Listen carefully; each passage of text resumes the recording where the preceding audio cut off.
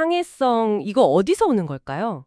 뭐랄까, 그냥 하얀 도화지 위에서 갑자기 번뜩 하고 떠오르는 걸까요? 꼭 그렇지만은 않은 것 같아요. 오늘 저희가 좀 깊게 파볼 자료가 있는데요. 손우성님의 발상을 훔쳐라, 커피 앤 페이스트 프레임워크입니다. 이분이 IT, 기획, 출판, 여러 분야에서 활동하시면서 회사도 운영하시는 분이더라고요. 네, 맞아요.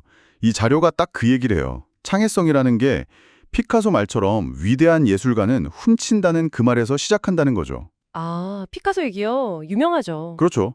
그러니까 무에서 유를 만드는 게 아니라 이미 있는 것들을 좀 새롭게 보고 조합하고 약간 비틀어 보는 과정이라는 거예요. 단순히 베끼는 거랑은 다르다는 거네요. 네, 그냥 따라하는 걸 넘어서 어떻게 하면 잘 훔쳐서 진짜 내 걸로 만드나 그 방법에 대한 이야기입니다. 훔친다는 말이 좀 세긴 한데 듣고 보니 의미가 있네요. 피카소 본인도 그랬잖아요. 보이는 대로가 아니라 생각하는 대로 그린다? 맞아요. 그게 핵심이죠.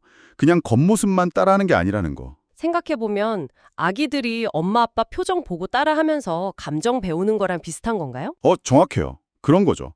모방이라는 게 사실 배우고 성장하는 데 되게 자연스러운 과정이거든요. 처음엔 잘하는 사람, 스승을 흉내내다가 네, 그러다가 결국엔 자기만의 스타일, 자기만의 것을 찾아가는 거죠. 이 자료에서는 그 변형 방법으로 네 가지를 얘기해요. 더하고, 합하고, 나누고, 빼라. 더하고 합하고 나누고 빼라. 단순한데요? 네, 단순한데 강력하죠. 예를 들어 어떤 서비스가 너무 복잡하면 기능을 확 빼서 단순하게 만들거나 아니면 전혀 다른 서비스 두 개의 장점만 딱 합쳐서 새로운 걸 만들거나. 아하, 기존 걸 분해했다가 다시 조립하는 느낌이네요. 그렇죠. 그 과정에서 이제 새로운 게 나오는 거고요. 그럼 이걸 실제 아이디어나 기획 같은 데 적용할 만한 방법도 있을까요? 좀 더 구체적으로요. 네, 재밌는 방법이 하나 나와요.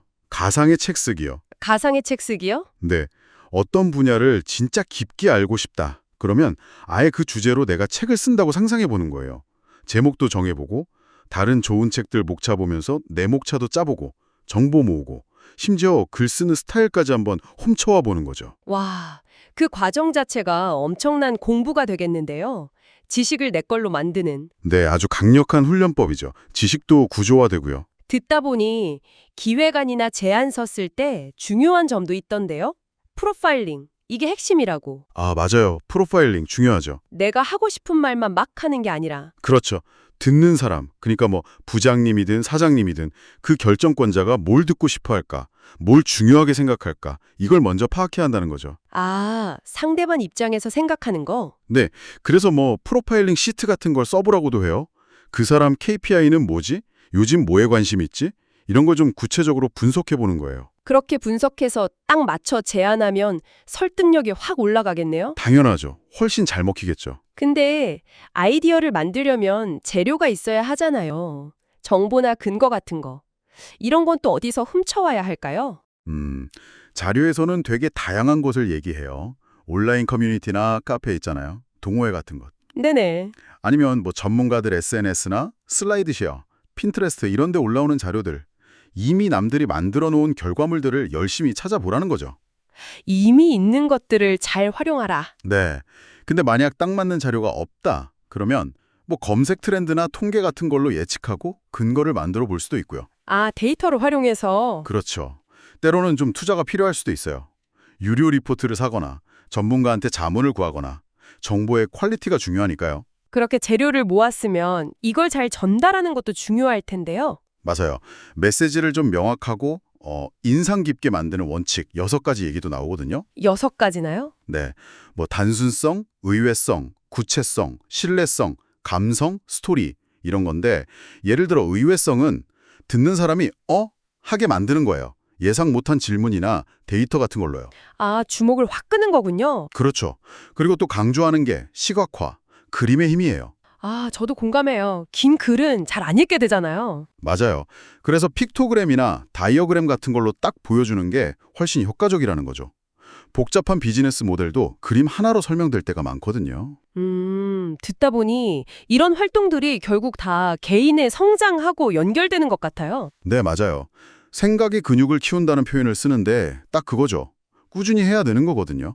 창의적인 생각도. 생각의 근육. 재밌는 표현이네요. 그리고 또 하나 흥미로운 게 그 라이프워크랑 라이스워크 얘기예요. 라이프워크, 라이스워크요? 네, 그러니까 당장 돈 버는 일, 라이스워크랑 상관없어 보이는 개인적인 관심사나 취미, 라이프워크 있잖아요. 그게 나중에 의외의 기회랑 연결될 수 있다는 거죠. 아, 내가 그냥 좋아서 하는 일이 나중에 뭔가 새로운 일로 이어질 수도 있다? 그렇죠. 지금 여러분이 그냥 즐기는 그 관심사 안에 어쩌면 훔쳐서 발전시킬 만한 엄청난 가치가 숨어 있을지도 모르는 거고요. 와, 들어보니까 창의성이라는 게 무슨 번개치듯 오는 영감 이런 거라기보다는 이미 있는 걸 잘 편집하고 비트는 기술 이런 느낌이 강하네요. 핵심이 그거죠. 네. 그냥 베끼는 게 아니고 목적에 맞게 이해하고 분석하고 거기에 나만의 색깔을 더해서 새롭게 만드는 능력. 그게 잘 훔치는 기술인 것 같아요. 그럼 지금 이 방송을 듣고 계신 여러분도 혹시 해결하고 싶은 문제나 더 알고 싶은 분야가 있다면 오늘 얘기 나눈 카피앤페이스트 프레임워크 이거 어떻게 써볼 수 있을까요?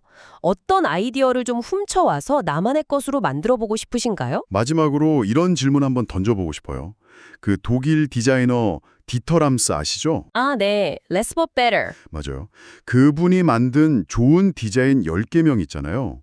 이게 시대를 넘어서 수많은 사람들이 훔쳐서 변형해서 자기 작업에 적용했거든요. 그렇죠. 거의 교과서처럼. 그렇다면 여러분의 분야에서는 평생 참고하고 발전시킬 만한 그런 훔칠 만한 가치가 있는 핵심 원칙은 뭘지 한번쯤 생각해 보시는 건 어떨까 싶습니다.